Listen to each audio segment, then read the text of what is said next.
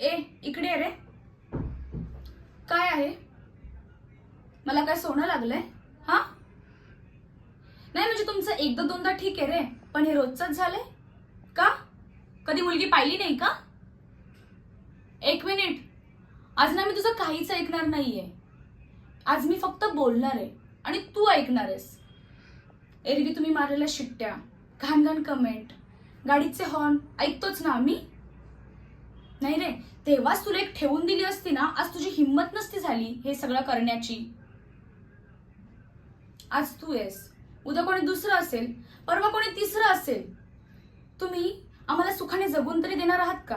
हा बरं, ते सगळं जाऊ दे.